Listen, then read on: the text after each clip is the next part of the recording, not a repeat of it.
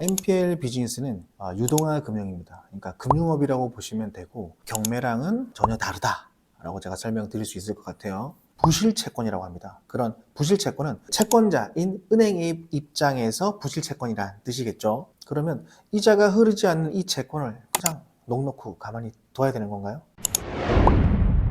대표님, 네. NPL 투자를 다들 경매로 많이 오해를 하시고 계시거든요. NPL 투자를 네네. 경매로 오해를 하신다? 네. 네. 물론 뭐 절차상 경매 기준해서 음. 진행되는 건 맞지만 음. 해당이 되는 과정들 그리고 이제 거기에 따른 요식행위들이 어떤 것들이 있는지 설명 좀 부탁드리겠습니다. 이제 방금 PD님께서 이야기를 하셨던 절차적 요식행위. 그냥 쉽게 말해서 그 절차별로 어떤 것들이 필요하냐 이렇게 생각하시면 더 편하실 것 같아요. 그리고 NPL 비즈니스는 유동화 금융입니다. 그러니까 금융업이라고 보시면 되고 경매랑은 전혀 다르다라고 제가 설명드릴 수 있을 것 같아요. 경매를 관할하는 법이 민사집행법인데 그 민사집행법의 이제 존재 이유, 물론 여러 가지가 있습니다.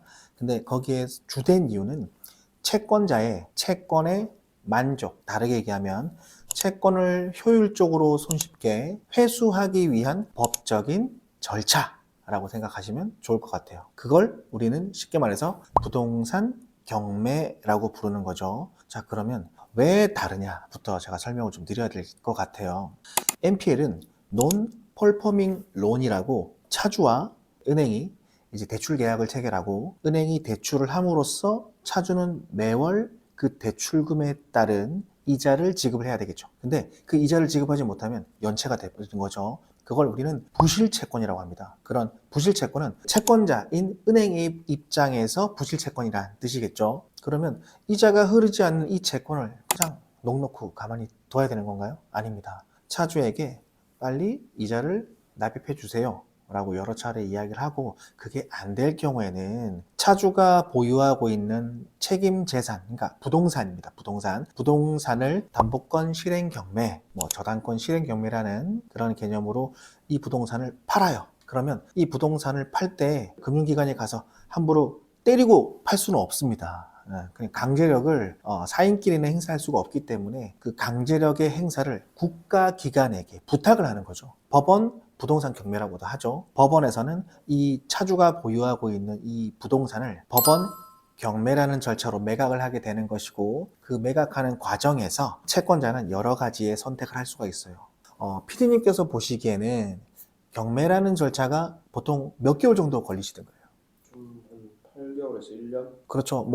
8개월에서 12개월 정도인데 차주의 일신상의 사정에 따라서 그리고 차주가 가지고 있는 그 부동산의 권리관계, 임차인들이라든지 그런 권리관계에 따라서 최대 1년까지 증감 변동을 합니다. 하지만 통상적으로 부동산 경매 절차는 1년 정도 걸린다고 보겠죠. 그러면 그 1년이라는 시간이 긴 시간입니다. 금융기관 입장에서는 매월 이자가 들어오지도 않아. 그러면 이걸 1년 동안에 부동산 매각이 될 때까지 가지고만 있어야 되는 건가요?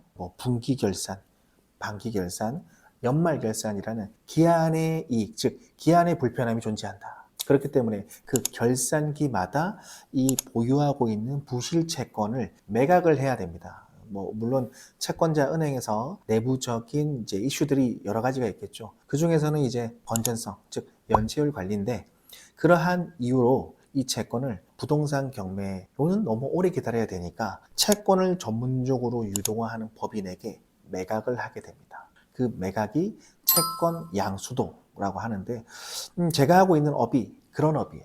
부실된 채권을 전문적으로 사와서 금융기관을 대신해서 또 금융기관은 우리가 채권을 사왔기 때문에 채권자를 바꿔서 1년이나 걸리는 경매 절차를 우리가 주도적으로 진행을 하는 거죠. 그렇기 때문에 이 경매라는 절차와 이 NPL 비즈니스는 채권을 유동화하기 위한 하나의 주된 수단이다 라고 설명드릴 수 있을 것 같아요. 그러면 채권을 우리가 사왔어요.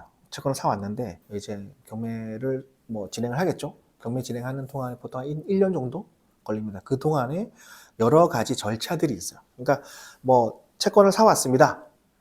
그러면 은행하고 나하고 채권을 사고 팔았어. 그러면 이 채권이 사고 팔렸다라는 사실은 누가 알고 있는 거죠? 채권을 양도한 양도인 측 은행과 채권을 양수한 대부업자, 양수자가 알겠죠. 그러면 양도인과 양수인이 이 채권을 거래한 사실을 알게 줘. 제가 아까 서두에 PD님께 설명을 드렸던 게 그러면 이 채권의 회수를 위해서는 어떤 절차를 제가 필수적으로 진행해야 된다고 설명을 드렸어요.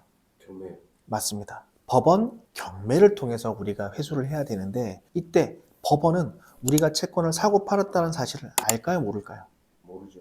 모르기 때문에 채권을 사온 사람으로서 법원에다가 다음과 같은 신고를 해야 됩니다. 채권자 승계 및 변경에 관한 신청을 해야 됩니다. 법원에다가는 이렇게 얘기를 하는 거죠. 내가 A라는 은행으로부터 채권을 사왔어. 그렇기 때문에 이 경매를 진행함에 있어서도 내가 이제 권리자로서, 내가 채권자로서 채권을 사왔기 때문에 각종의 통지와 비용의 예납과 절차적인 안내와 경매가 진행됨으로 인해서 낙찰이 된다면 이 낙찰 대금에서의 배당까지도 바뀐 채권자인 우리에게, 나에게 해주세요 라는 그런 신청을 하게 됩니다. 그 신청을 할 때에는 여러 필요 서류들이 있습니다. 절차적 요식행위라고도 아까 설명드렸는데 채권을 사고 팔았어요. 그럼 무슨 계약서가 있을까요? 채권 양수도 계약서. 맞습니다.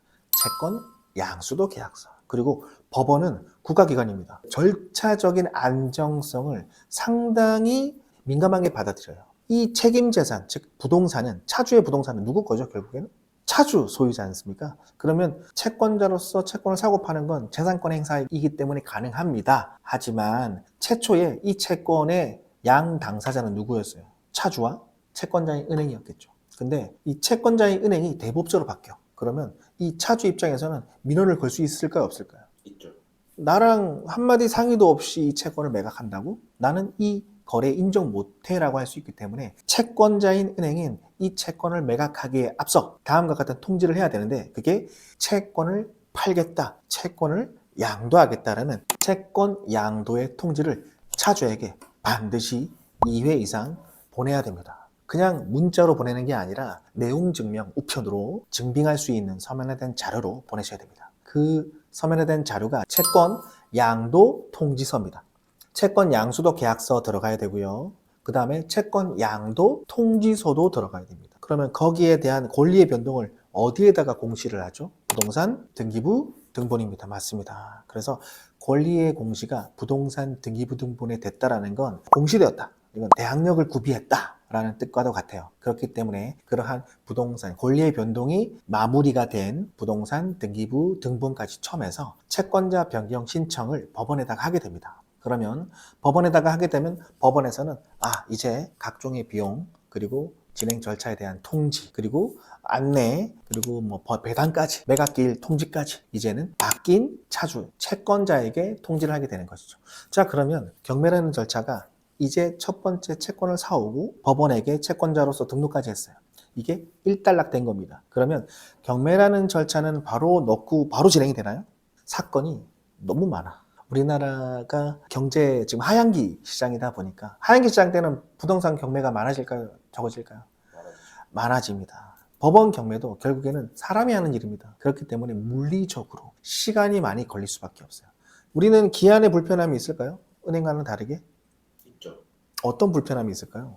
그 담보근실권 대출은 정상채권입니다. 정상채권의 대표적인 현금 흐름이 매월 발생하는 이자 경제, 기한의 불편함은 존재한다. 하지만 건전성이나 연체율, 금융기관에서 본질적으로 채권을 매각할 수밖에 없었던 논점들과는 우리 경매가 진행이 되어서 이게 매각기를 잡혔어.